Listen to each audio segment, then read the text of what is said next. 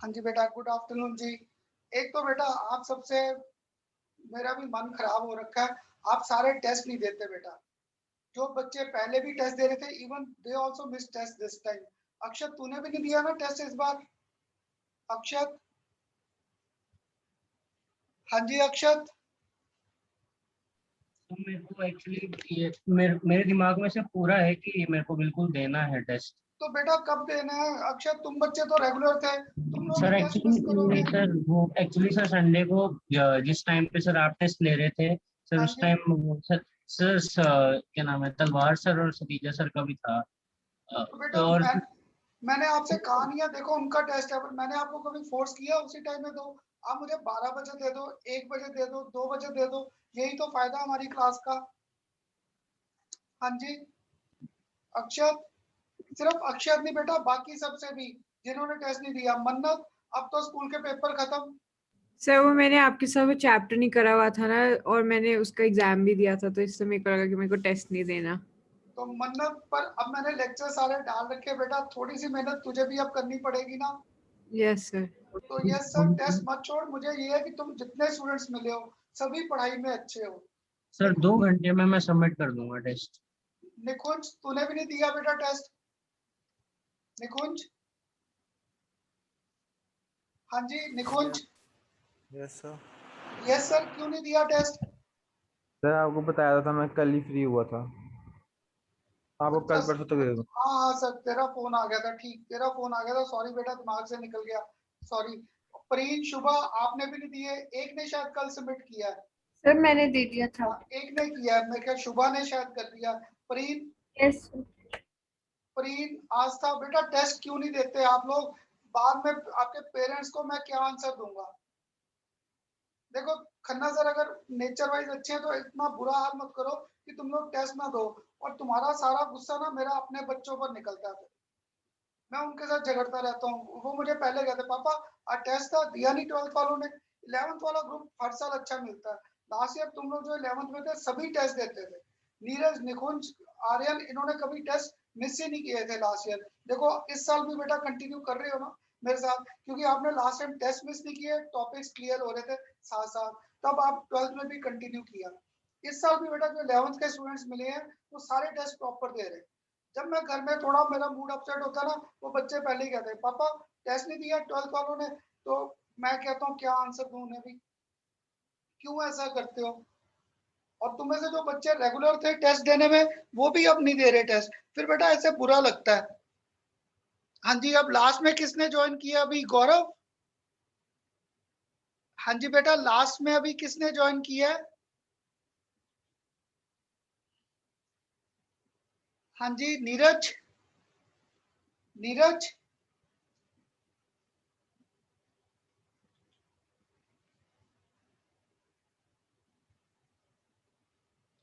चलो। तो बेटा आप सारे, आस्था तू भी बेटा टेस्ट नहीं देती। आस्था टेस्ट जरूर दो, तुम लोग टेस्ट दोगे तुम बच्चों का फायदा है। मानिक तू अभी सेकंड चैप्टर पे घूम रहा है, अब तो हमारा काइनेटिक स्टार्ट हो गया बेटा। इलेक्ट्रोकेमिस्ट्री तो तूने ऑलमोस्ट पूरा किया था। तो देखो बेटा अब संडे से पहले, आप में से जिसने टेस्ट मिस कर रखा है, संडे से पहले पहले, मुझे नहीं पता कब, आप मुझे टेस्ट सबमिट कर दो संडे से पहले पहले, ताकि इस संडे हमारा एमसीक्यू का टेस्ट आएगा, ताकि फिर एमसीक्यू के टेस्ट में आप बच्चों को डाउट्स ना रहे। ठीक है? संडे सर तक अभी दोगे 2 घंटे जिसने में टेस्ट सबमिट मिस हो कर रखा जाएगा। है? जी सर, 2 घंटे में सबमिट पक्का हो जाएगा। बेटा पक्का, देखो टेस्ट अगर आप सीरियसली दोगे ना, तो मेरे में कॉन्फिडेंस आता है, यही समझ लो कि खन्ना सर फिर पॉजिटिव हो जाता है कि हाँ मैं ऑनलाइन क्लासेस में भी बच्चों को समझा पा रहा था। क्लियर? अगर कोई डाउट है, मैंने या तो किसी को मना किया है कि खन्ना सर आप हमें डाउट्स तो क्लियर करते नहीं। बेटा अगर आपको किसी को कोई डाउट है, आप मुझे कॉल कर लो या मुझे ऑनलाइन बुला लो, चाहे मैं अकेले को ऑनलाइन आकर डाउट्स दूर कर दूंगा। तो में से काफी बच्चे मेरे साथ ऑनलाइन आते हैं सेपरेटली, आकर खन्ना सर ये टॉपिक समझ नहीं आया था, तो मैं उसे फिर समझा देता हूँ। तो बेटा आप भी टेस्टों को सीरियसली लो। अगर देखो, और ये पक्का है, अगर तुम्हारे दिमाग में किसी के घूम रहा है लास्ट ईयर वालों का पेपर ऐसे ही पास हो गए, तो बेटा इस साल नहीं, क्योंकि इस साल कोरोना का जो है पहले तो खत्म हो जल्दी से जल्दी, और वैक्सीनेशन के बाद चांसेस है कि सब कुछ नॉर्मल हो जाएगा, तो आपके पेपर तो पक्का ऑफलाइन होंगे। तो प्लीज सीरियसली इन टेस्टों को सीरियसली कंसिडर करो। तो बेटा इन टेस्टों को सीरियसली, और अब अगर लास्ट टाइम किसी को याद हो, हम लोग काइनेटिक्स स्टार्ट किया था, केमिकल काइनेटिक्स। आज ना आपके साथ केमिकल काइनेटिक्स लास्ट टाइम मैंने क्लियर किया था, expressions for average and expressions for instantaneous rate of reaction. Clear? तो आप में से जिसने लास्ट लेक्चर बेटा मिस किया था ना आदित्य, बस एक न्यूमेरिकल मैंने करना है लास्ट टॉपिक पे, उसके बाद आज हमारा नया टॉपिक आ जाएगा। तो बेटा एक और न्यूमेरिकल लिखो उसी पैटर्न पर जो हम लोग लास्ट टाइम कर रहे थे।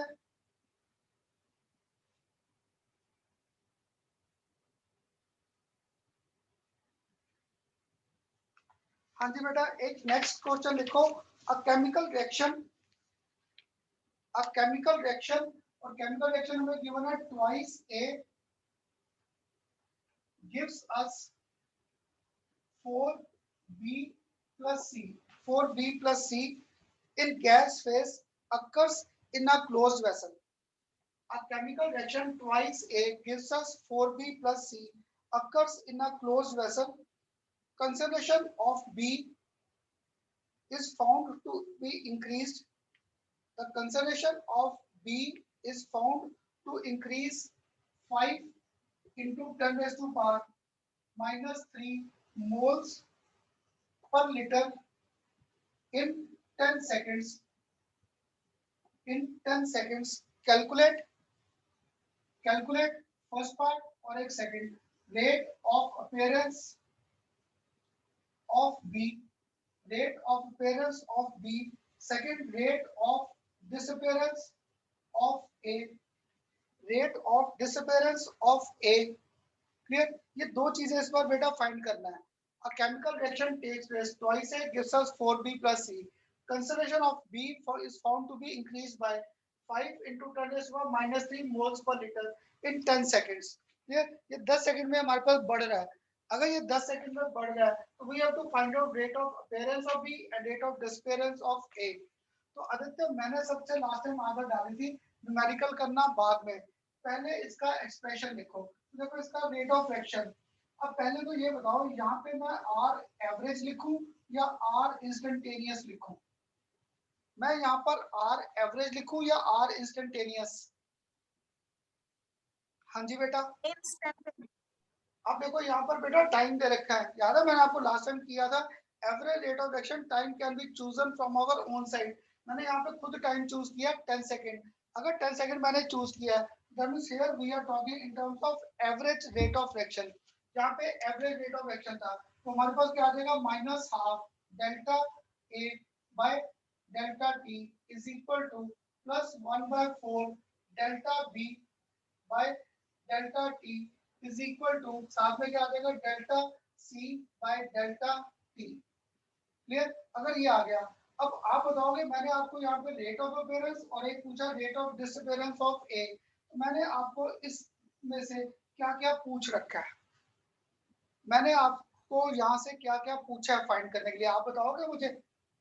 Delta B by delta T. Good बेटा, जब आपने ये वर्ड बोला delta A by delta T, अभी मैंने आपको रेट ऑफ डिसअपीयरेंस, फिर आपको delta B by delta T पूछ रखा है, that is our rate of appearance of B. ये दो चीजें पूछ रखा है। तो देखो बेटा पहला case, rate of appearance of B is equal to, ये मेरे पास यहाँ पर क्या आ जाएगा, यहाँ पर हमारे पास क्या गिवन है, ये delta B by delta T. Delta B क्या दे रखा है आपको, 5 into 10⁻³ मोल्स, और साथ में क्या पर लीटर, और डेल्टा टी क्या दे रखा है 10 सेकंड्स। अगर ये 10 सेकंड्स गिवन है तो दैट मींस आंसर क्या आ गया, 5 into 10⁻⁴ मोल्स पर लीटर, और साथ में क्या आ गया सेकंड इनवर्स, ये आ गया rate of appearance of B. Clear? अब सेकंड मुझे यहाँ पर फाइंड करना है rate of this delta A by delta T. तो इसके लिए मुझे क्या करना पड़ेगा, इन दोनों पार्ट्स को equate.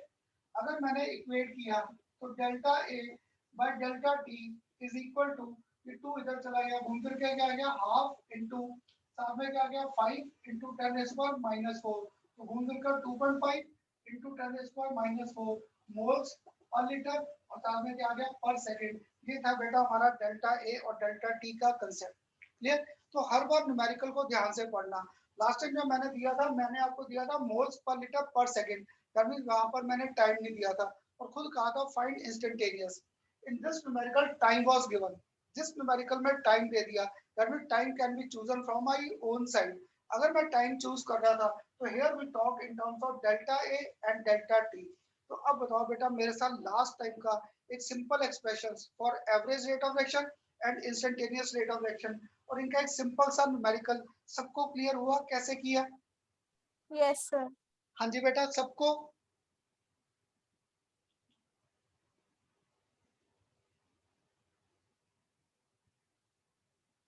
Yes sir.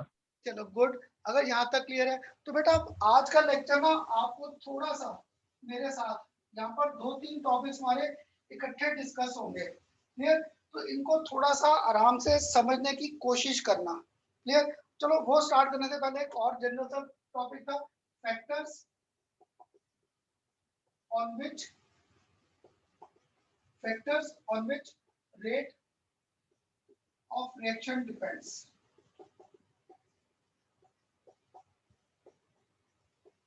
Factors on which our rate of reaction depends. Clear? ये बेटा हमारा नेक्स्ट टॉपिक आ जाएगा, factors on which this rate of reaction depends. तो ये फैक्टर्स भी आपके पेपर में डायरेक्ट नहीं आते। These are the factors. First factor याद है आपको शुरू से nature of solute and solvent करता था, तो यहाँ पे मेरे पास आ गया nature of reactants, nature of reactants.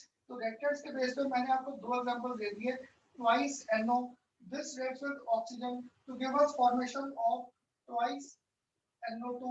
ये स्टेप हमारे पास क्या था, दिस रिएक्शन वाज फास्ट।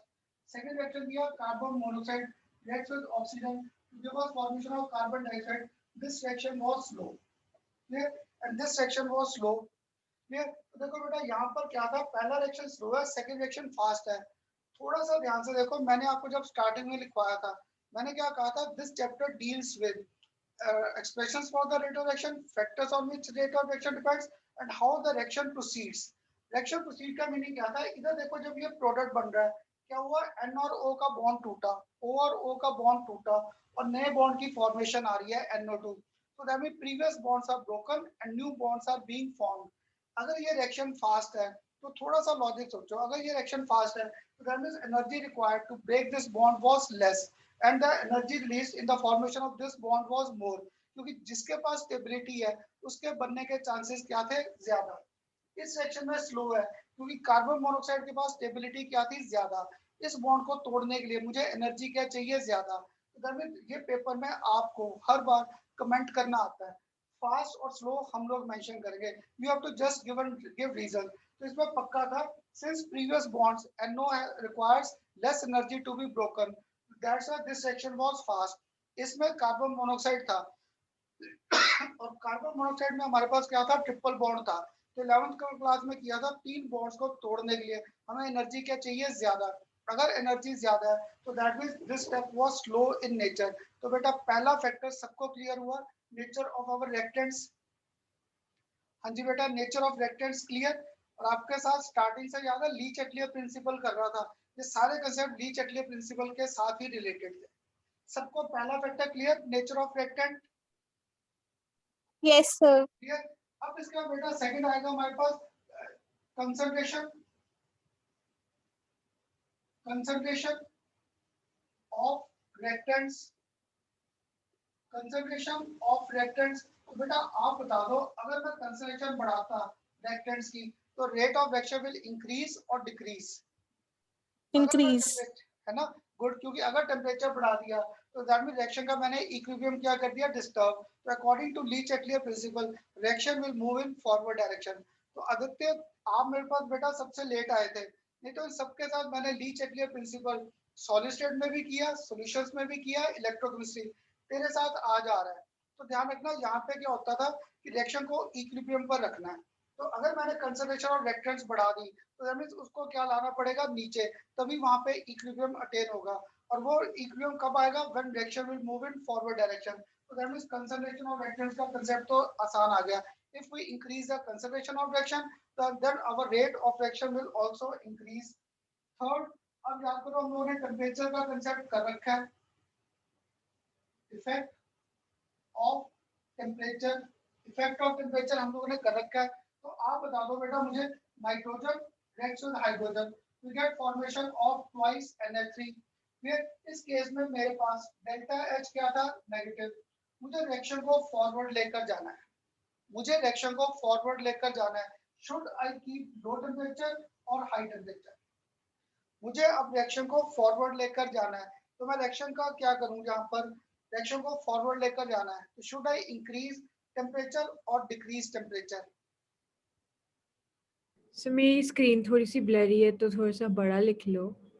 अच्छा, बड़ा लिख देता हूँ। चल आगे, कौन, मन्नत? Yes sir. सर ये आपने 2NH3 के आगे क्या लिखा है? हाँ, ये 2NH3 के आगे बेटा यहाँ पर मैंने लिखा है delta H is equal to negative.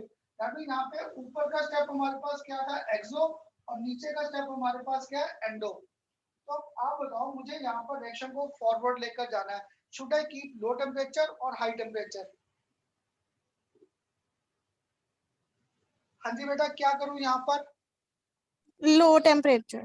Good, क्योंकि मैंने आपको टिप दिया था, as temperature increases reaction moves towards endo side. Clear? तो अगर मैं टेम्परेचर बढ़ाता, रिएक्शन क्या आ जाती, बैक। मुझे अब रिएक्शन कहाँ लेकर जानी है, फॉरवर्ड। अगर रिएक्शन फॉरवर्ड है तो that means I will have to keep low temperature. ये बेटा आपके ना इवन कंपटीशन में इस साल जेई के पेपर में 2-3 क्वेश्चंस आ रखे हैं on the basis of our Le Chatelier principal.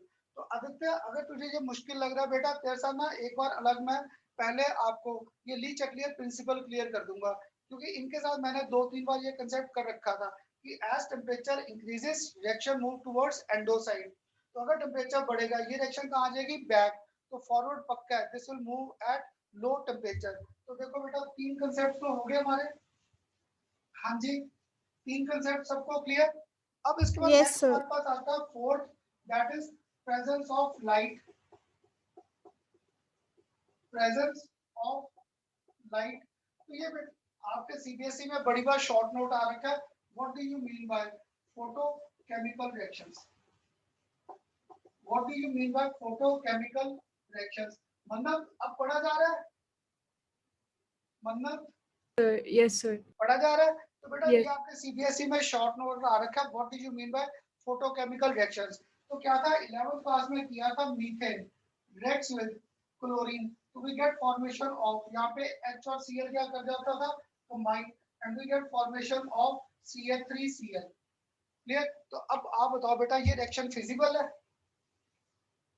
ये रिएक्शन हो सकता है? हाँ जी।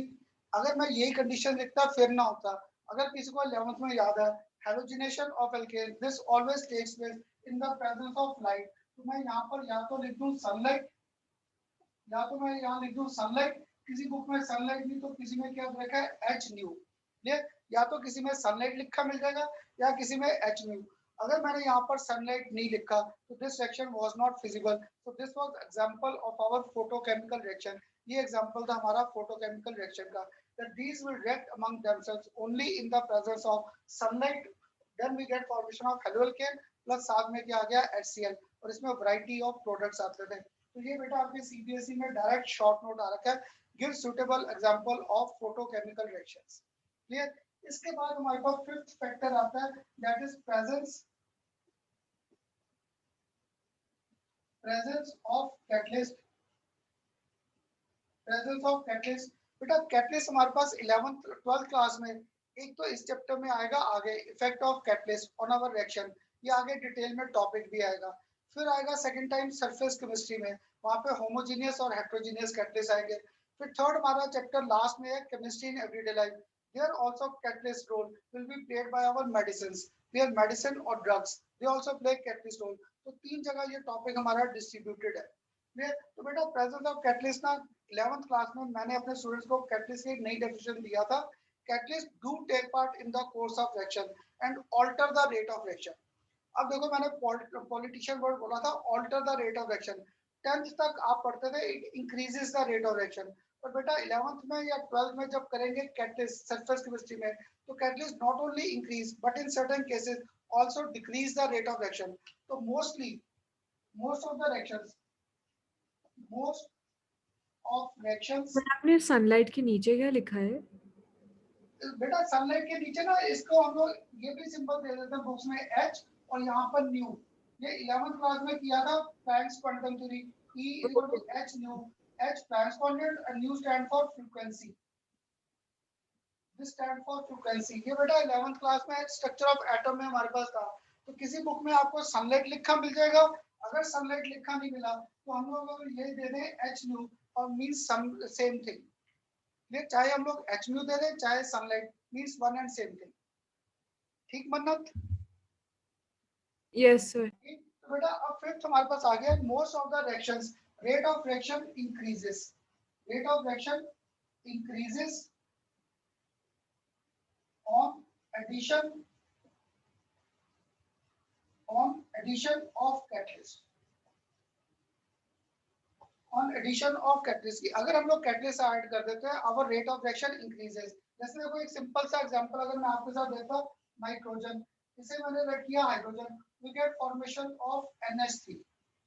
अगर मैं ये रिएक्शन ऐसे करता, हो सकता है अमोनिया की फॉर्मेशन हमारे पास क्या होती है इन 10 आवर्स, पर अगर मैंने इसमें कैटलिस्ट यूज कर दिया, कौन सा कैटलिस्ट यूज कर दिया, निकल, और कौन सा यूज कर दिया, आयरन, तो कैटलिस्ट यूज करते हैं we get formation of ammonia in, हो सकता है कितने आवर्स में आ जाए, इन 5 आवर्स। तो दैट मींस क्या था, कैटलिस्ट के साथ हमारे पास rate of reaction increases in forward direction mostly, इसलिए मैंने यहाँ पे वर्ड लिखा है most of the reactions for increases, for most of the reactions rate of reaction increases on addition of catalyst, कि अगर मैं कैटलिस्ट ऐड कर रहा हूँ तो हमारा रेट ऑफ रिएक्शन जो है दैट विल इंक्रीज और it will enhance the rate of reaction. Clear? Most of the reaction, ये बेटा टॉपिक हमारा डिटेल में आएगा when we will be discussing our Arrhenius theory of reaction. Clear? जब हम लोग आर्हेनियस थ्योरी करेंगे वहां पर ये हमारे पास कैटलिस्ट का एक्सप्लेनेशन डिटेल में आ जाएगा। होता क्या, अगर किसी स्टूडेंट को ध्यान में रखना है तो ये नया कॉम्प्लेक्स बना देता है catalyst which lowers our energy of our reaction, वो रिएक्शन की एनर्जी को लोअर कर देता है, तो our product can be formed easily, उससे हमारा रेट ऑफ रिएक्शन एनहांस हो जाएगा, वो वहां पर करेंगे डिटेल में। अब बताओ बेटा यहाँ तक ये 5 फैक्टर्स क्लियर? हाँ जी बेटा? Yes sir. सबको यस सर, नो सर, सिर्फ एक स्टूडेंट बोल रहा है, बाकी भी बोल दो साथ, सबको clear? Yes clear? Yes sir. अब बेटा ये लास्ट पॉइंट हमारे पास आ गया, surface area, surface area. Clear? अब तुम लोग बताओ, एक बार मैंने यहाँ पे ना रिएक्शन में आपको क्या किया, we increase the surface area, अगर मैंने सरफेस एरिया बना दिया, इंक्रीज कर दिया पाउडर फॉर्म में, तो that means area of contact will increase, अगर एरिया ऑफ कांटेक्ट इंक्रीज करेगा तो rate of our reaction also increases. तो बेटा सरफेस एरिया का जनरल कांसेप्ट था, जितना हम लोग अपने रिएक्टेंट्स को ब्रेक करेंगे इनटू फाइन पार्टिकल्स, जितना फाइन पार्टिकल्स में ब्रेक करेंगे our area of contact will increase, अगर एरिया ऑफ कांटेक्ट बढ़ेगा तो rate of reaction will also increase, then rate of reaction also increases. ये था हमारा last factor, surface area.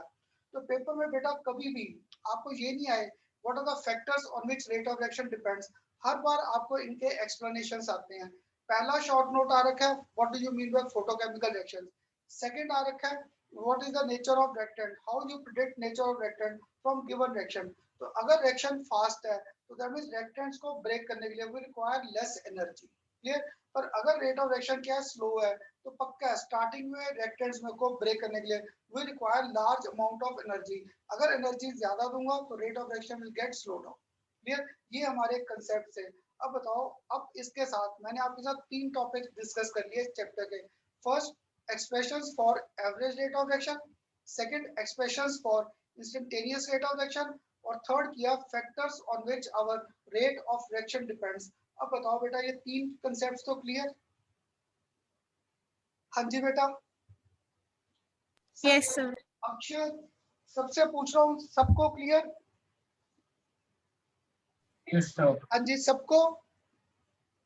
Yes sir. चलो गुड, अगर अब यहाँ तक कंसेप्ट क्लियर थे तो अब बेटा इसके बाद हमारे पास जो आज का नया टॉपिक आएगा उसे ना थोड़ा सा आपको समझना पड़ेगा। उसका टॉपिक का हमारे पास नाम था what do you mean by this rate law, what do you mean by this rate law expression, rate law expression and order of reaction. Clear? बेटा आज का हमारा बाकी लेक्चर ना सारा इसकी थ्योरी के स्टडी में जाएगा। क्लियर? हो सकता है लास्ट में जाकर एक न्यूमेरिकल आ जाए, तो नेक्स्ट लेक्चर हमारा सारा न्यूमेरिकल्स पे है। तो मैंने आपको यहाँ पर ना 3 चीजें क्लियर करनी है। एक, what do you mean by this rate law expression. एक, what do you mean by order of reaction. एक इसके साथ और टर्म आएगी हमारे पास, molecularity, molecularity of reaction, molecularity of reaction. तो बेटा सीबीएसई में सबसे आसान क्वेश्चन आ जाता है, गिवन रिएक्शन का रेट लॉ एक्सप्रेशन लिखो, differentiate between order and molecularity of the reaction, order और मॉलिक्यूलैरिटी में डिफरेंस करो। और सबसे ज्यादा क्वेश्चंस आते हैं इस ऑर्डर के न्यूमेरिकल्स के बेस पे। क्लियर? तो इनके न्यूमेरिकल्स के भी कंसेप्ट आएंगे। क्लियर? तो बेटा एक कंसेप्ट अभी ध्यान रखना, ऑर्डर जो फाइंड करते हैं रिएक्शन का, that is our experimental concept. Molecularity of the reaction क्या था? For simple reaction, we find the stoichiometric coefficients involved in balanced chemical equation. कि मेरी balanced chemical equation में कितने reactants आपस में combine कर रहे हैं, that give us concept of molecularity. And order is always determined experimentally. क्योंकि धीरे-धीरे जब इसके numericals से आगे concept करेंगे ना, आपको doubt ये आता है, खन्ना सर आपको कैसे मालूम है इसका order 1 है, इसका order 2 है, इसका order 3 है? तो बेटा order is determined experimentally. तो मैं भी जब यूनिवर्सिटी में था, हमारे ये प्रैक्टिकल्स थे, हम लोग क्या करते थे, रिएक्टेंट्स की कंसेंट्रेशन को कम ज्यादा करके we find out what was the rate at which our new precipitates were being found. Clear? तो ये हम लोग सारे पहले करते थे मैन्युअली, एक्सपेरिमेंटल करके उससे हम लोग कंक्लूजन ड्रॉ करते थे, whether rate of reaction increases 2 times, 3 times, 4 times और 5 टाइम्स। क्लियर? तो बेटा ये टॉपिक हमारा ना 11th क्लास में स्टार्ट किया था इक्विलिब्रियम कांस्टेंट में। क्लियर? वहां पे हम लोग करते थे लॉ ऑफ मास एक्शन। तो आज ना मैंने आपको अभी सारी डेफिनेशन लिखवा दूंगा, what do you mean by this rate law expression, what do you mean by order of reaction, what do you mean by molecularity of reaction, और इसमें एक सबसे इंपॉर्टेंट आएगा, what do you mean by this rate constant, rate constant. इन सारी definitions को clear कर दूंगा। पहले बस मेरे साथ ना थोड़ा सा 15-20 मिनट टॉपिक को समझना। क्लियर? सपोज मेरे पास ये रिएक्शन था, A moles of A reacts with B moles of B to give us formation of products. Clear? तो बेटा 11th क्लास में किया था according to law of mass action, according to law of mass action ये 11th class में किया था। Rate of forward reaction was given by या was directly proportional to A raised to the power A और B raised to the power B. तो rate of forward reaction was given by K, यहाँ पर आ गया था A raised to the power A और इधर आ गया था B raised to the power B। ये था हमारा expression according to law of mass action, and this was holding good for our balanced chemical equation. जब भी हम लोग बैलेंस्ड केमिकल इक्वेशन लेते थे, according to law of mass action, rate of the forward reaction is directly proportional to A raised to the power A, B raised to the power B. अब सबको clear है? ये small a और small b थे moles of our reactants taking part in the course of reaction. तो यहाँ पे k क्या था? रेट कांस्टेंट था। Clear? But when we determine this experimentally according to अब यहाँ पे मैंने लिखा रेट लॉ एक्सप्रेशन। अब जब मैंने लिखा rate law expression, this was determined experimentally. और आपने R के नीचे क्या लिखा है, मतलब उसका सबस्क्रिप्ट क्या लिखा है? ये देख, R इसके फुट में लिख दिया F, this represent rate of forward reaction. Okay sir. अगर मैं R के नीचे लिख दूंगा B, जैसे 11th में करते थे इक्विलिब्रियम कांस्टेंट में, this represent rate of our backward reaction.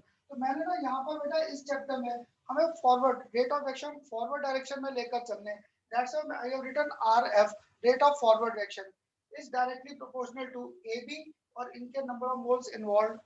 पर जब मैंने एक्सपेरिमेंटली इस एक्सप्रेशन को फाइंड आउट किया, तो मैंने देखा जो मेरा रेट ऑफ फॉरवर्ड रिएक्शन है दैट इज K, यहाँ पर A और यहाँ पर भी क्या था? कंसंट्रेशन ऑफ B था। पर इस बार इनके नंबर ऑफ मोल्स इन्वॉल्व क्या थे? अल्फा और बीटा। क्लियर? तो बेटा क्या था हमारे पास? According to this alpha plus A plus B can be greater than or equal to alpha plus beta. A plus B can be equal to or greater than alpha plus beta. तो क्या था? ये जो reaction मैंने ऐसे लिखा, law of mass action के base पे ये रेट एक्सप्रेशन आ गया। और जब मैंने फाइंड आउट किया एक्सपेरिमेंटली, मैंने देखा जो रेट ऑफ फॉरवर्ड रिएक्शन था that was A beta B, but these were raised to the power alpha beta. That means इस बार A के A मोल्स इन्वॉल्व थे, these were alpha moles of A and beta moles of B were taking part. Actual में क्या था बेटा? Experiment में जो रिएक्शन है हो सकता है वो एक स्टेप में नहीं था। अगर रिएक्शन एक स्टेप में ही होता तो law of mass action and according to rate law expression answer will be same, a plus b will be equal to alpha plus beta. पर हो सकता है जो मेरा रिएक्शन था वो एक स्टेप में नहीं, वो कितने स्टेप में हो रहा है, 2 में, या कितने स्टेप में हो रहा है, 3 में। तो उसमें rate of reaction will depend on the step which is slowest in the reaction. जो स्टेप स्लोएस्ट है hour rate of reaction will depend on that. कैसे? सपोज किसी रिएक्शन में 3 स्टेप्स थे, पहले स्टेप को लग रहे 10 आवर्स, दूसरे स्टेप को लग रहे 2 आवर्स, और थर्ड स्टेप को यहाँ पे लग रहे 20 आवर्स। थर्ड स्टेप को लग रहे 20 आवर्स। देखो बेटा, जब तक ये थर्ड स्टेप नहीं होगा our reaction will not be complete, so that means this reaction will serve as our rate law expression। मुझे rate law expression इस reaction के बेस पे फाइंड करना होगा which is slowest in our given reaction। अभी भी अगर किसी को डाउट आ रहा है खन्ना सर मुझे कुछ नहीं समझ आ रहा, देखो स्कूल में रेसेस होती हैं, क्लियर, तो आपकी 100 मीटर रेस या 200 मीटर रेस थी, तो क्या था, आप जैसा स्टूडेंट तो सबसे पहले लाइन क्रॉस कर गया, जो मेरे जैसा था वो रेस को कंप्लीट क्या कर रहा था, लेट। तो बेटा देखो, एक ने 200 मीटर लाइन को क्रॉस कर लिया इन सपोज 10 मिनट्स, मेरे जैसे ने लगा दिया 20 मिनट। तो रेस तो कंप्लीट तभी मानेंगे ना जब मैं भी जब लाइन को क्रॉस किया, जब मैं लाइन को क्रॉस करूंगा तभी रेस कंप्लीट होगा ना। तो that means I was slowest, तो race will be complete on the basis of time taken by me. मैंने टाइम कितना लिया, 20 मिनट। तो दैट मींस जो स्टेप स्लोएस्ट था that will serve as our reaction to find out rate law expression। We find rate law expression on the basis of step which is lowest in the given reaction। clear? अभी भी अगर किसी को doubt आ रहा है Khanna sir मुझे ये कुछ भी नहीं समझ आया कैसे किया है, तो इसको एग्जांपल पे क्लियर करें या थोड़ा सा लॉजिक मेरे साथ क्लियर हो रहा है लॉ ऑफ मास एक्शन और रेट लॉ एक्सप्रेशन का? हाँ जी बेटा, एक बार बता दो थोड़ा सा क्लियर हो रहा है टॉपिक के नहीं? Yes, sir. हाँ जी, क्लियर हो रहा है ना, तो गुड। अगर ये टॉपिक बेटा थोड़ा सा भी क्लियर हो रहा था, मैंने आपके साथ ये रिएक्शन लिया मेरे पास, क्लियर, एक रिएक्शन आपके साथ कंसीडर किया मैंने यहाँ पर। इस टॉपिक को थोड़ा सा अगर और डिटेल में समझाना था तो मैंने आपके साथ एग्जांपल क्लियर उठाया N2O5, मैंने आपके साथ रिएक्शन उठाया N2O5, इसने मुझे यहाँ पर फॉर्मेशन क्या दे दिया, 4NO2, और साथ में क्या आ गया, ऑक्सीजन। तो बेटा अगर आपको मैं कहता according to law of mass action, तो according to law of mass action, according to law of mass action, rate of this action is given by k, सामने क्या आ गया N2O5 का स्क्वायर। तो ये इसका ऑर्डर हमारे पास सेक्शन का क्या था, ये जो बेटा पावर जा रही है इनको अगर ऐड अप करते हैं, this gives us order of the reaction. तो देखो इसका ऑर्डर ऑफ रिएक्शन क्या आ गया, 2, पर एक्चुअल में क्या था, according to rate law, according to rate law expression. Clear? अगर मैं यहाँ पर according to rate law expression लिखता तो इसका जो हमारे पास एक्सप्रेशन आया, according to rate law expression, here rate is given by k, सामने क्या आ गया N2O5, so that means this section was basically of first order। ये रिएक्शन क्या थी, फर्स्ट ऑर्डर। तो बेटा हमारे पेपर में ना 3 मैकेनिज्म्स हमारे कोर्स में है, क्लियर, ये पहली रिएक्शन है जिसकी मैकेनिज्म हमारे कोर्स में है कि रिएक्शन का अगर according to law of mass action लिखता तो rate is given by k N2O5, order was 2, but actually जब मैंने एक्सपेरिमेंटली फाइंड आउट किया rate of reaction was dependent only on the concentration of N2O5, तो this was just first order reaction. क्यों? क्योंकि ये जो रिएक्शन था, this reaction was taking place in 2 steps. पहले स्टेप में क्या होता है, हमारे पास ये N2O5 टूटा, इसने मुझे टूट कर क्या दे दिया, NO2, और साथ में क्या दे दिया, NO3। N2O5 ने टूट कर दिया NO2 और NO3। अब N2O2 था तो मैंने सेकंड स्टेप में फिर से पकड़ा N2O5। अब देखो बेटा यहाँ पे NO2 तो है, यहाँ पे NO2 आ गया, यानी मुझे यहाँ पर NO3 चाहिए, तो मैंने NO3 को यहाँ पर लिख दिया। क्लियर? तो ये NO3 बेसिकली क्या था हमारे पास, इंटरमीडिएट, जो रिएक्शन में बनता है, रिएक्शन में क्या होता है, कंज्यूम। जैसे 11th क्लास में ऑर्गेनिक में याद है, carbocation, carbanion and free radicals were being formed.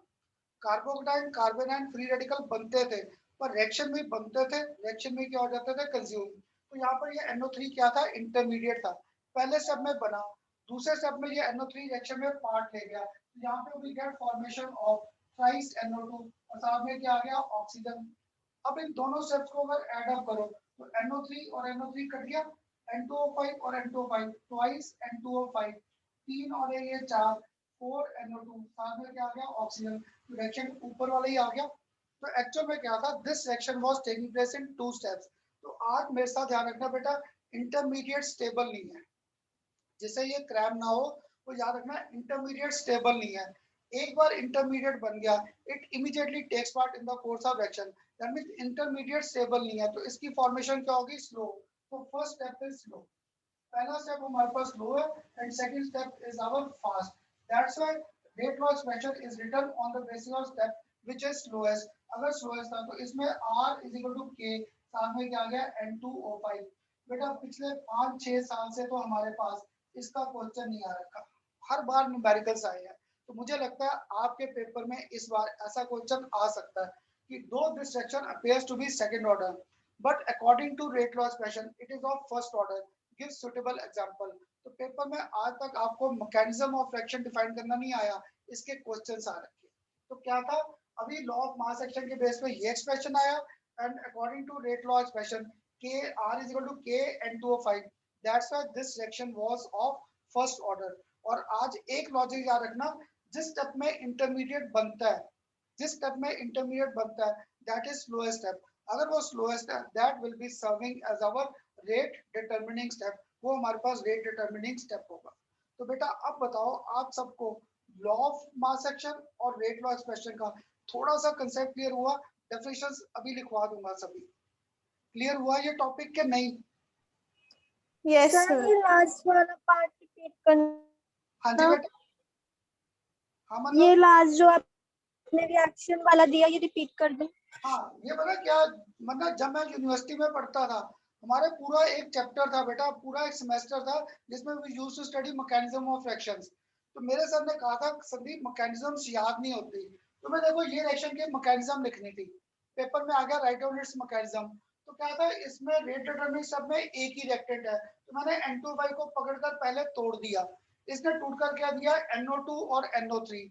अब मैंने देखा इस सेक्शन में 2 N2O5 है, यहाँ पे मेरे पास एक NO2 तो आ गया और एक N2O5, तो पक्का एक और N2O5 आएगा। NO3 यहाँ पर प्रोडक्ट में नहीं है, दैट मींस NO3 पक्का क्या है, इंटरमीडिएट है, तो इंटरमीडिएट को मैंने इधर लिख दिया, मैंने फिर इनके प्रोडक्ट्स लिख दिए। अब क्या हुआ, इसमें जिस स्टेप में इंटरमीडिएट जनरेट कर रहे थे दैट स्टेप इज स्लोएस्ट, क्यों, क्योंकि ये स्टेबल नहीं है, तो इसको बनाना मुश्किल है। पर एक बार अगर ये बन गया, ये इमीडिएटली किसी स्टेबल प्रोडक्ट में कन्वर्ट हो गया। तो rate law expression is always found on the basis of step which is slowest in the reaction. तो इसमें ये स्टेप स्लोएस्ट था, इसलिए रेट लॉ एक्सप्रेशन हमारे पास क्या आ गया, R is equal to K just conservation of N2O5। Clear? तो that means this appears to be of first order, जबकि लॉजिकली इसको क्या होना चाहिए था, सेकंड ऑर्डर। पर जब मैंने एक्सपेरिमेंटली देखा this rate was dependent only on the concentration of our reactant, तो this was our first order reaction. ये फर्स्ट ऑर्डर रिएक्शन का सिंपल सा एग्जांपल आ गया। क्लियर? एक और पकड़े, यस सर। एक और पकड़े ताकि तुम सबको ये मेरे साथ टॉपिक क्लियर हो जाए। अब देखना सेकंड केस में शायद तुम में से कोई मुझे रिएक्शंस भी बनवाने लगेगा। सेकंड केस में मेरे पास रिएक्शन आया NO2, क्लियर, NO2, और इसको मैंने रेड किससे किया, फ्लोरीन से। तो we get formation of twice NO2F। Clear? ये रिएक्शन था हमारे पास NO2 रेड से फ्लोरीन, तो give us formation of twice NO2F। तो तुम लोग बताओगे अब इसका according to rate law of mass expression क्या लिखूं?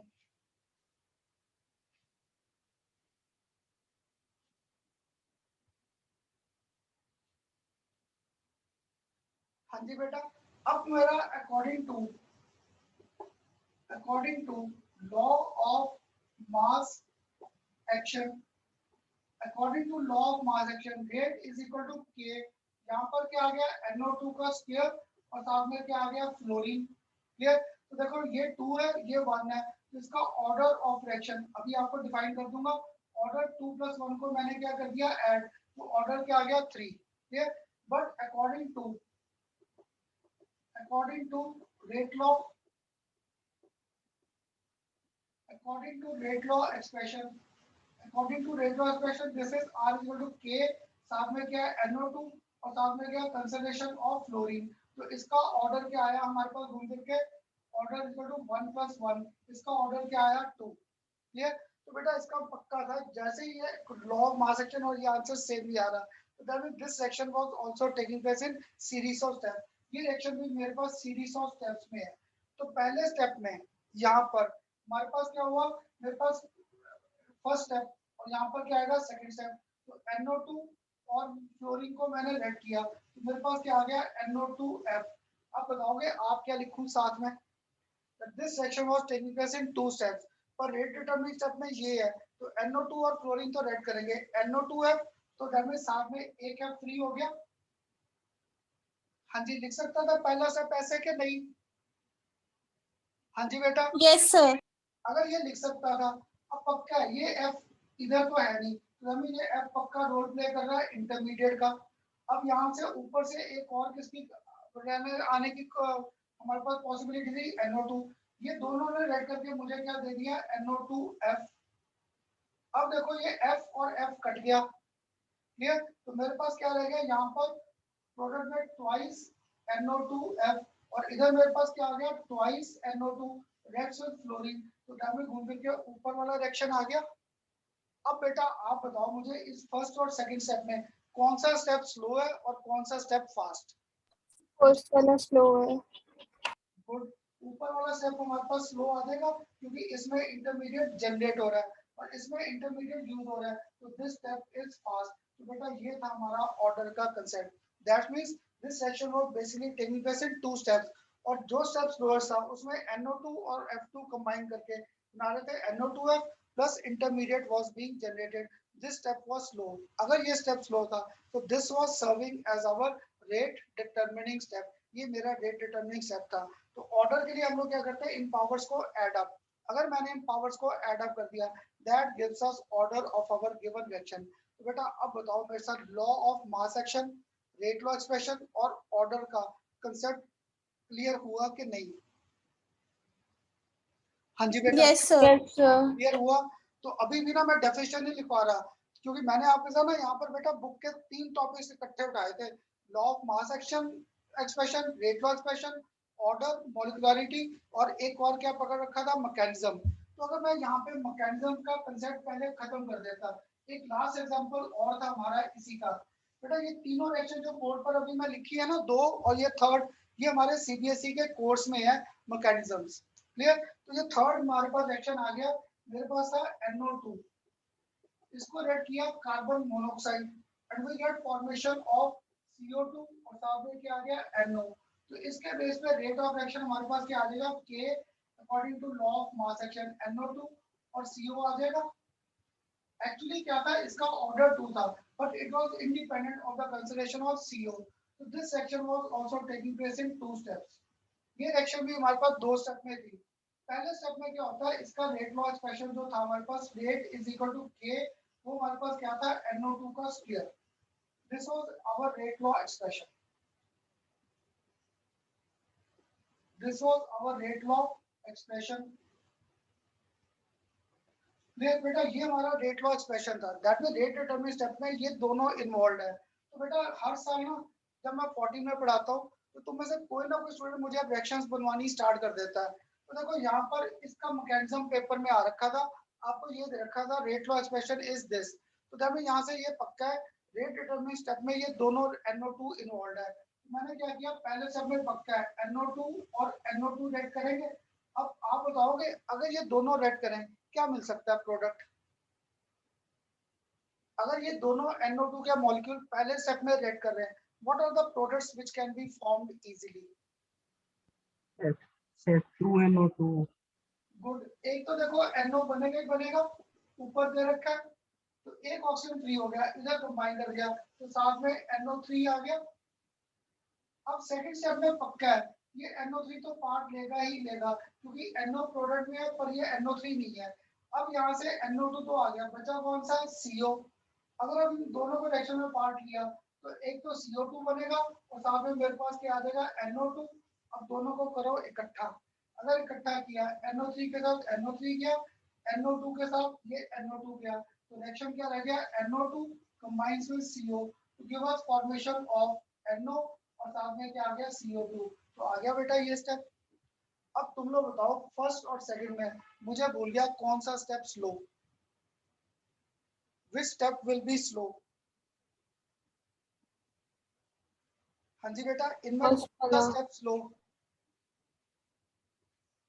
आ जाएगा, क्योंकि इसमें इंटरमीडिएट क्या कर रहे थे, जनरेट, इसमें इंटरमीडिएट जनरेट हुआ। अब बताओ बेटा तीनों मैकेनिज्म आज मेरे साथ क्लियर हुए।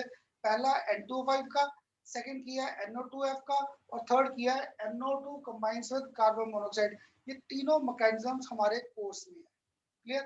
अब बताओ सबको क्लियर हुआ? तो according to rate law expression this reaction is second order but independent of the concentration of carbon monoxide. यहाँ पे CO का दूर दूर तक कोई रोल नहीं आया। पेपर में बेटा ये रीजनिंग के क्वेश्चंस आते हैं और पिछले 4 या 5 साल के पेपर में कभी नहीं आए। हर बार आपको इसके न्यूमेरिकल्स या ग्राफ के ही क्वेश्चंस आए। क्लियर? अब बताओ मेरे साथ सबको रेट लॉ एक्सप्रेशन ऑर्डर का कंसेप्ट क्लियर हुआ कि नहीं? दोनों में हाँ जी, ऑर्डर ऑफ रिएक्शन तो सेम नहीं आएगा 2 और 2। हाँ जी बेटा, हाँ ऑर्डर दोनों का सेम आ रहा है, ऑर्डर सेम। इसे देख खन्ना सर ने बड़ी और लैंग्वेज कंफ्यूज कर दिया। मैंने अब कहा दो this is second order but it is independent of initial concentration of CO। देख बेटा लॉ ऑफ मास एक्शन में CO का रोल है और जब मैंने इसमें किया मैंने CO का कोई रोल ही नहीं देखा यहाँ पे। क्लियर? तो बेटा हम लोग यूनिवर्सिटी में ना ये 10-10 12-12 घंटे प्रैक्टिकल्स करते थे, कभी इसकी कंसंट्रेशन चेंज करते थे कभी इसकी। तो हमने देखा जब प्रैक्टिकल मैंने यूनिवर्सिटी में किया था CO की कंसंट्रेशन बढ़ा दूं या कम कर दूं तो हमारे पास जो यहाँ पे प्रोडक्ट्स बन रहे हैं CO2 गैस जो लाइन वाटर को मिल्की कन्वर्ट कर रहा है उसमें कोई इफेक्ट ही नहीं आ रहा था, मिल्कीनेस वो सेम टाइम में आ रही थी। अगर सेम टाइम में आ रही थी that means CO plays no role. कभी मैंने इसकी कंसंट्रेशन बढ़ा दी कभी कम कर दी तो इसका कोई इफेक्ट ही नहीं आ रहा था, तो that means this plays no role. तो मुझे वहां से क्लियर हुआ कि इसका रेट डिटरमिनिंग स्टेप में कोई रोल नहीं है। तो रेट डिटरमिनिंग स्टेप में एक ही रिएक्टेंट इन्वॉल्व है, कौन सा? NO2। उसके दो मॉलिक्यूल्स को पकड़कर यहाँ पे हम लोगों ने आपस में कंबाइन कर दिया बस। क्लियर? तो ये सारे ना मैंने आपको लॉजिक दिए। मुझे याद है हमारा जब ये मैकेनिज्म का पेपर था ना बेटा, मैं क्या 30 या 40 मैकेनिज्म थी, तो मेरे बड़े फ्रेंड्स ना 30-40 मैकेनिज्म को रट्टा लगाते गए और मैंने कोई क्रैम नहीं किया था। मैंने बस सर का लॉजिक पकड़ा था, कहते पेपर में तुझे या तो ये गिवन होगा या कोई मैकेनिज्म का स्टेप, जो चीज दी है उसी को पेपर में पकड़ो। तो तुम्हें पेपर में इसका दे रखा है दो this reaction is second order but independent of initial concentration of CO। तो मुझे वहां से टिप मिल गया कि रेट डिटरमिनिंग स्टेप में NO2 के दो मॉलिक्यूल्स रिएक्शन में पार्ट लेंगे। अगर ये दोनों रिएक्शन में पार्ट लेंगे, एक तो इनमें NO पक्का है, दूसरा क्या बन गया NO3। अब NO3 इंटरमीडिएट है आ गया इधर, CO इधर से आ गया, तो अब यहाँ से पक्का है CO2 रह गया। मैंने CO2 बनाया तो साथ में क्या रह गया NO2, दोनों तरफ कट आ गया। तो बेटा ये बस लॉजिक से इन रिएक्शंस को याद करने के, नहीं तो मैं भी ना बोर्ड पर लिख कर कहता रट्टा लगा लो, पर इन्हें क्रैम नहीं, हर क्वेश्चन के साथ कोई ना कोई स्टेटमेंट होगा, उसी में हमें आंसर्स ढूंढने हैं। अब बताओ सबको क्लियर हुआ रेट लॉ एक्सप्रेशन ऑर्डर का कंसेप्ट? Yes sir. अब बड़ी बड़ी डेफिनेशन लिखवा दूं, what do you mean by this rate law expression first? हाँ जी बेटा लिखवा दूं फर्स्ट डेफिनेशन, तो लिखो एक first, what do you mean by this rate law expression? Rate law is the, और इसके लिए ना मैं फिर जो पहला सबसे कंसेप्ट लिखा था वो बोर्ड पर लिख देता हूँ ताकि आपको समझना आसान हो जाए। मैंने आज जब लेक्चर स्टार्ट किया था A moles of A, B moles of B gives us formation of products। तो according to law of mass action, according to law of mass action R is equal to K, A raised to the power A और B raised to the power क्या था B, ये आ गया। But according to rate law expression which we determine experimentally, तो rate is given by K, इधर भी A था इधर भी क्या था B, पर इनको इस बार raised to the power alpha और क्या कर दिया बीटा। क्लियर? तो अब लिखवा सकता था what do you mean by this rate law expression? लिखो it is the expression, rate law is the expression which expresses. तो बेटा ये ना सबसे बड़ी बड़ी डेफिनेशंस है, तो देखो अगर मैं यहाँ से आपको देखकर पहले बोल देता rate law is the expression which expresses the product of concentration of our reactants raised to the power which may और may not be according to our stoichiometric coefficient of balance equation that is known as rate law. तो लिख लो बेटा, rate law is the expression which expresses rate of reaction. अब बार बार आता है तो आप इसे ROR लिख लो, which expresses ROR in terms of molar concentration, in terms of molar concentration of reactants, each term raised to some power, each term raised to some power, SOME, to some power, which may or may not be the stoichiometric coefficient, which may or may not be the stoichiometric coefficient of reactants in balanced equation, of reactants in balanced equation. सबने लिख लिया या repeat कर दूं? हाँ जी बेटा, सबने लिख लिया या रिपीट कर दूं? लिख लिया। हाँ जी लिख लिया, चलो गुड। अगर लिख लिया तो बेटा ये आपके पेपर में सबसे आसान क्वेश्चन आ सकता है, राइट रेट लॉ एक्सप्रेशन। अब किसी को अगर मेरे साथ कांस्टेंट डिफाइन करने के कंसेप्ट क्लियर थे, आपके साथ कांस्टेंट डिफाइन करता था delta TB is equal to KB into M. यहाँ पे केबी को सारी चीजें क्या कर देते थे, यूनिटी। तो तुम में से कोई मुझे बताएगा अगर मुझे यहाँ पे रेट कांस्टेंट को डिफाइन करना है, रेट कांस्टेंट को डिफाइन करना है तो मैं यहाँ पे r इज इक्वल टू के, इसकी भी कंसेंट्रेशन 1, इसकी भी कंसेंट्रेशन क्या कर दूं 1, तो that means r is equal to घूम फिर कर k आ जाएगा, that means concentration of our reactants को यूनिटी कर दूं तो मुझे रेट कांस्टेंट डिफाइन करना आसान। तो नेक्स्ट डेफिनेशन लिख लो, what do you mean by rate constant? What do you mean by rate constant? It may be defined as, rate constant may be defined as rate of reaction. Rate constant may be defined as rate of reaction when concentration of each reactant, when concentration of each reactant is taken as unity. When concentration of each reactant is taken as unity. अब बताओ बेटा, rate law expression और rate constant दोनों की definitions clear? हाँ जी clear. अब याद है मैंने अब दो डेफिनेशंस और लिखवानी थी, एक किसकी ऑर्डर और एक किसका था मॉलिक्युलरिटी। इस अल्फा और बीटा को मैंने ऐड अप कर दिया, अल्फा और beta, that gives us order of the reaction. Clear? अगर मैं अल्फा और बीटा को ऐड कर दूं रेट लॉ एक्सप्रेशन में, that gives us order of our reaction. तो लिख लो, what do you mean by order of reaction? The sum of powers, the sum of SUM order का, the sum of powers to which, the sum of powers to which the conservation terms, to which the conservation terms in the rate law equation, in the rate law equation are raised, in the rate law expression are raised to express, are raised, RAISED, are raised to express the observed rate of reaction. To express the observed rate of reaction is called order of the reaction, is called order of the reaction. सभी सात definition लिख रहे हो या आज कोई नहीं कह रहा रिपीट कर दो? लिख रहे थे कि नहीं? Yes sir. हाँ जी, सभी साथ लिख रहे हो डेफिनेशंस या नहीं? Yes sir. चलो हाँ जी सर। चलो ठीक है बेटा, ठीक। चलो अगर यहाँ तक क्लियर है, अब टॉपिक को आगे ले जाने से पहले एक डेफिनेशन रह गया, कौन सा? What do you mean by molecularity? तो बेटा मॉलिक्युलरिटी में क्या था, कितने मॉलिक्यूल्स कोलाइड कर रहे थे to give us formation of product. तो number of molecules colliding among themself, that gives us molecularity. तो लिख लो मॉलिक्युलरिटी,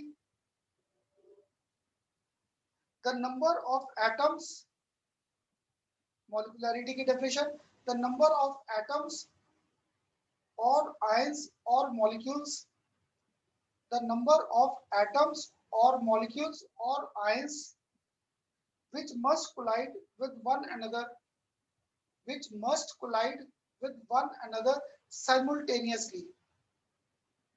The number of atoms or molecules or ions that must collide with one another simultaneously so as to result in a given chemical reaction, so as to result in a given chemical reaction is called molecularity of the reaction, is called molecularity of the reaction. अब बताओ बेटा, order और molecularity clear हुआ? हाँ जी बेटा, order और molecularity clear हुआ कि नहीं?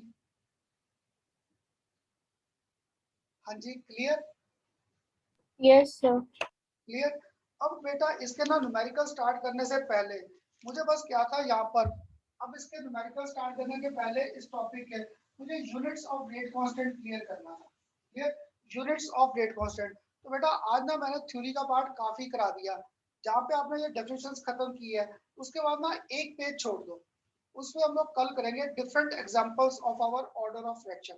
क्योंकि मैं आज देख रहा हूँ तुम्हें थ्योरी का पार्ट काफी करा दिया, तो फिर डाउट्स आते हैं, तो आप लोग एक पेज आगे छोड़ देना जहां तक अभी लिखा है, उसमें हम लोग नेक्स्ट टाइम करेंगे examples of different order of fractions, वो करेंगे कल नेक्स्ट लेक्चर में, आज नहीं तो फिर डाउट्स आ जाएंगे। आज मुझे न्यूमेरिकल स्टार्ट करने से पहले बस यूनिट्स ऑफ रेट कांस्टेंट,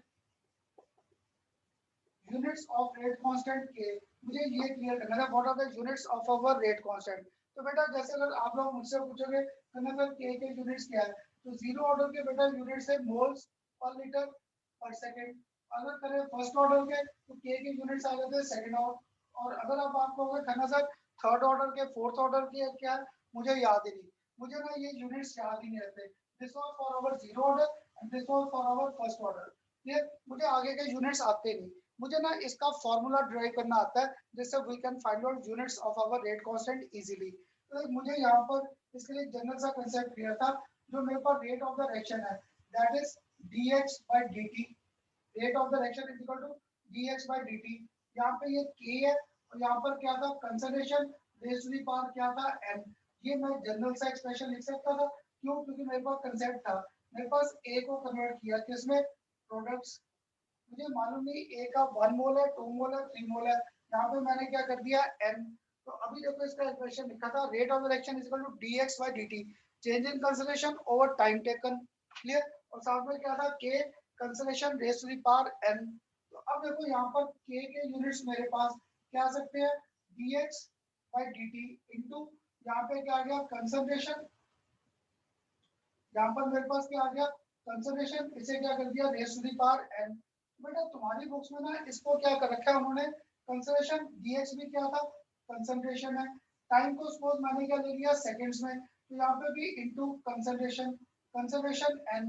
तो तुम्हारी बुक्स में ना उन्होंने फॉर्मूला क्या बना दिया k is equal to, clear? उन्होंने यहाँ पे क्या कर दिया ऊपर 1 और नीचे ये सेकंड था और इनटू 1, और यहाँ पे क्या कर दिया कंसंट्रेशन n-1।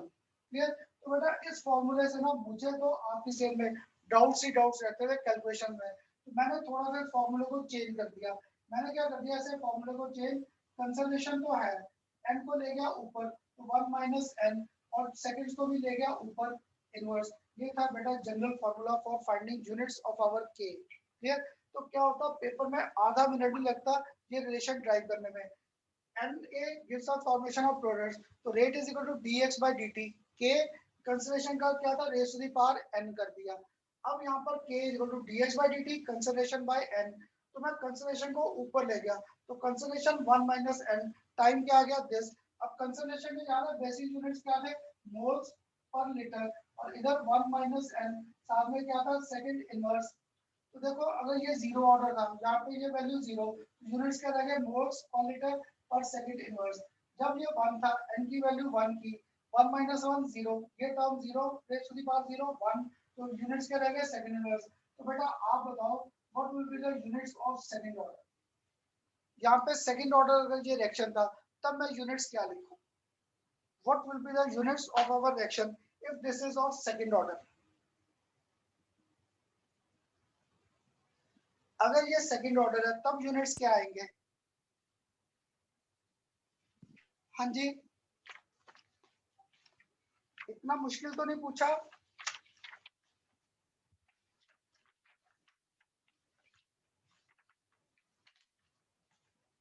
हाँ जी बेटा बताओ, अब इसके यूनिट्स क्या आएंगे? हाँ जी अक्षत, अक्षत मोल्स पर लीटर, 1 माइनस यहाँ पर क्या हो जाएगा 2, अगर 2 हो गया तो क्या रहेगा -1, अगर -1 रह गया तो लीटर, साथ में क्या हो जाएगा मोल इनवर्स और साथ में सेकंड इनवर्स आ जाएगा। हाँ जी आ जाएंगे ये यूनिट्स के नहीं? Yes sir. हाँ जी बेटा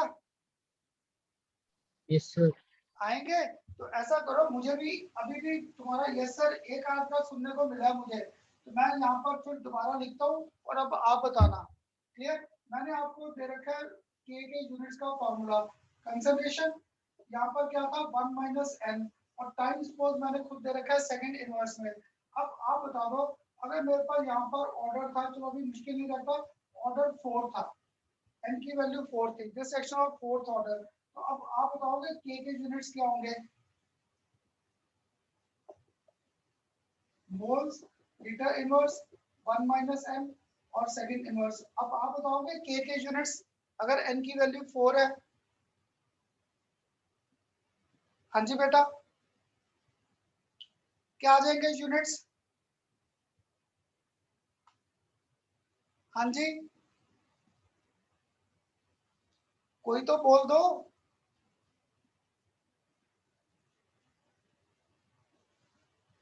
हाँ जी बताइए यूनिट्स।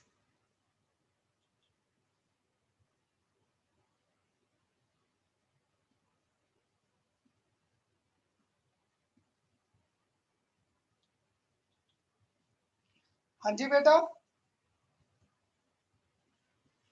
कोई तो बताओ, तभी आगे बढ़ूंगा, नहीं तो मैंने नहीं बढ़ना आगे। यहाँ पे 1 माइनस 4, 1 माइनस 4 क्या आ जाएगा? बोलो तो सही, क्या बात आज बिल्कुल चुप? -3।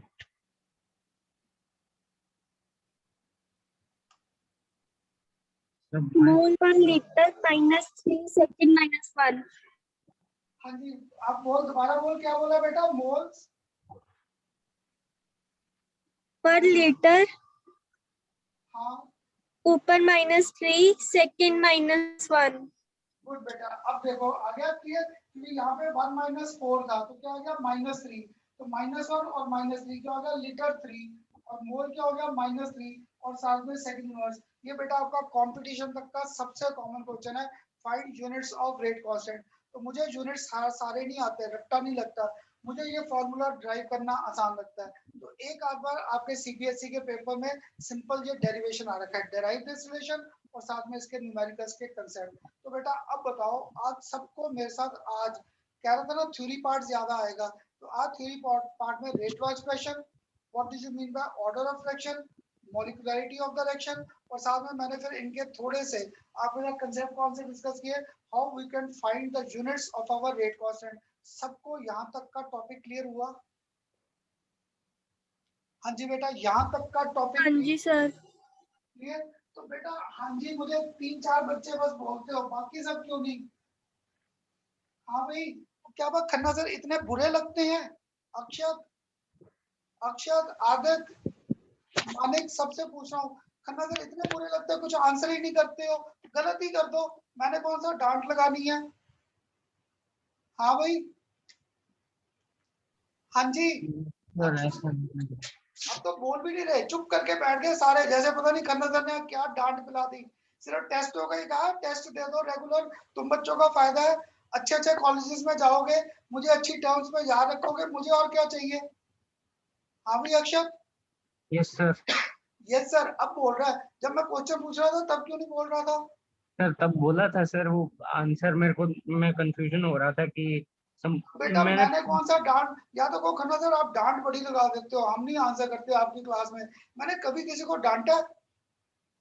और बेटा पता क्या, तुम्हारे पेरेंट्स जब मेरे से मिलते हैं जो बच्चे मुझसे पढ़ रखे हैं, उनके ब्रदर सिस्टर आ रहे हैं, तो उनके पेरेंट्स आके मुझे पता है क्या कहते हैं, खन्ना सर आप इनके साथ ना थोड़ा सा स्ट्रिक्ट हो जाना, ये घर में आपको ना अपना दोस्त मानते हैं, कहते बाकी टीचरों से डरते हैं, आपके लिए इनके मन में डर नहीं है।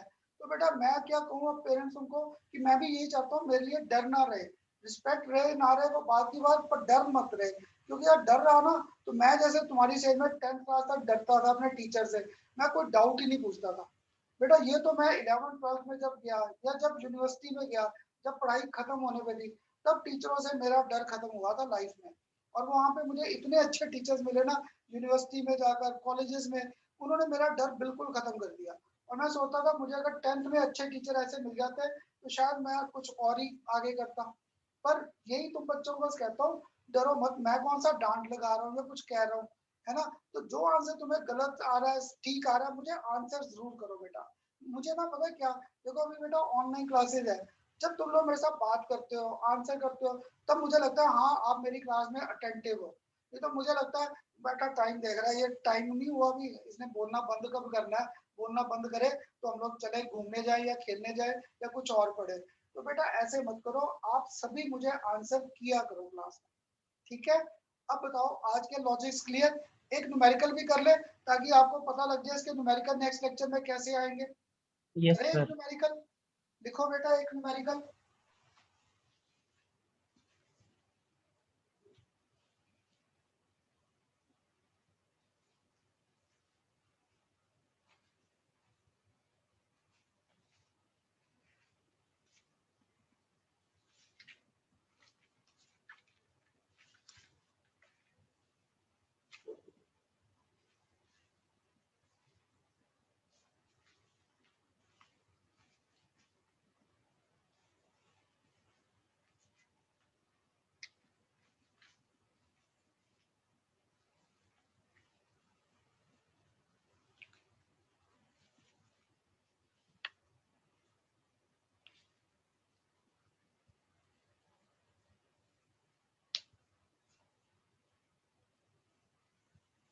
हाँ जी बेटा एक लिखो क्वेश्चन इसी के बेस पे ही। नेक्स्ट लेक्चर तो हमारा सारा इनके न्यूमेरिकल्स पे ही जाएगा।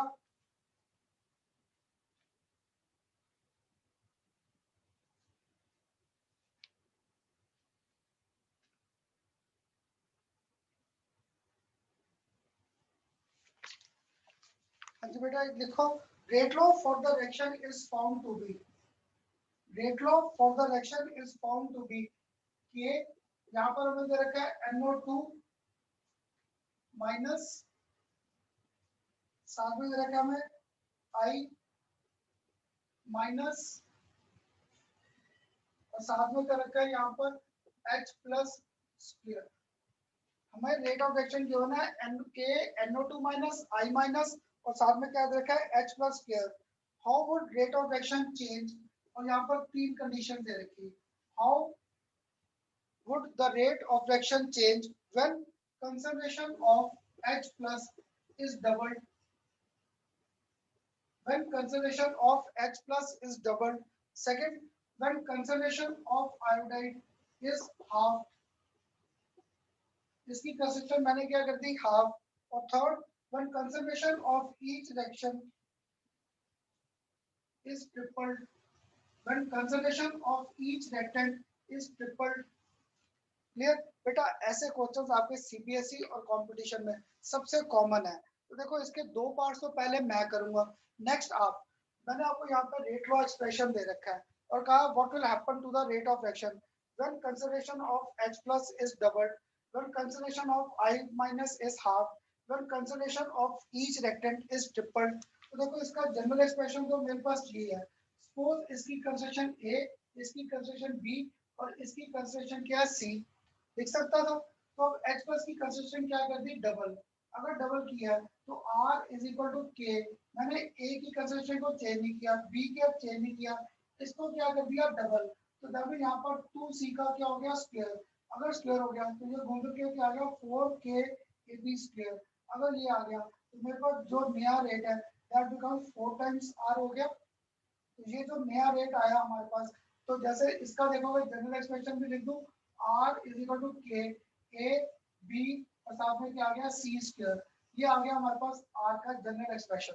मैंने यहाँ पर consideration of nitrate ions A, iodide की बी और H प्लस की क्या कंसिडर किया सी। तो जनरल एक्सप्रेशन आर का आ गया के ए बी सी स्क्वायर। तो सॉरी ये राइटिंग मेरी भी गंदी सी लिखती है आखिर में, ये के ये ए बी और सी स्क्वायर। तो यहाँ पे जब मैंने वैल्यूज इनका पुट किया H प्लस को क्या किया था डबल, तो 2 to the 4 के ए बी स्क्वायर। तो ये रेट आ गया, ये फर्स्ट एक्सप्रेशन आ गया। ऐसे ही अगर सेकंड भी मैं फाइंड कर दूं तो r prime is equal to k, मैंने a को कुछ नहीं किया, c को कुछ नहीं किया, b को इस बार क्या कर दिया हाफ। अगर हाफ कर दिया तो हमें ये पक्का r prime is equal to half r आ जाएगा। हाँ जी बेटा, अब बताओ a और b पार्ट्स क्लियर सबको? हाँ जी बेटा क्लियर? वाला पार्ट रिपीट करना। हाँ जी, ये दो पार्ट्स तो क्लियर? सर ये सेकंड वाला पार्ट रिपीट ये- कर दो। ये देखो बेटा सेकंड में अब मैंने बी आयोडाइड की कंसंट्रेशन क्या कर दी हाफ, तो आयोडाइड की हाफ कर दी, तो हाफ इधर लग गया के ए बी सी स्क्वायर, वो क्या था आर। तो दैट मींस सेकंड केस में R prime is equal to half R आ गया। हाँ जी, ओके सर। हाँ जी। हाँ जी, अगर यहाँ तक क्लियर है, क्लियर? अगर बेटा यहाँ तक क्लियर है, अब ऐसा करो ट्रिपल का आप मुझे बताओ क्या आंसर आएगा। अगर इनकी कंसेशन अब सबकी कर दूं triple, what will happen to the rate of action? आप बताओ इस बार r prime is equal to r कितने टाइम्स होगा? 2 टाइम्स 3 टाइम्स 27। 5 6 7। हाँ जी, कितना होगा अब? हाँ जी बेटा, अब मैंने सबकी कंसेशन क्या कर दी ट्रिपल। पहले ये बताओ सबको, पहले दो आंसर तो क्लियर है? हाँ जी मन्नत, सबको first two answers clear? Yes sir. Clear? तो अब बेटा नेक्स्ट टाइम मैंने ट्रिपल कर दिया 3 टाइम्स। अगर 3 टाइम्स कर दिया तो अब बताओगे कितने टाइम्स रेट ऑफ एक्शन बढ़ेगा? 2 3 4 5 6 7 10 20 30 40 कितना? यस सर, ये सर होगा दिस सर वहां पे 3 सर 9 टाइम्स। हाँ, ये एक तू भी मेरा भाई है, तूने इसको तो कर लिया 3 टाइम्स, तो ये भी तो 3 टाइम्स है, ये भी तो 3 टाइम्स है। अगर ये भी 3 टाइम्स है, ये 3 81। और ये 3 3 3 का स्क्वायर 9 9 3 का 27 27 3 का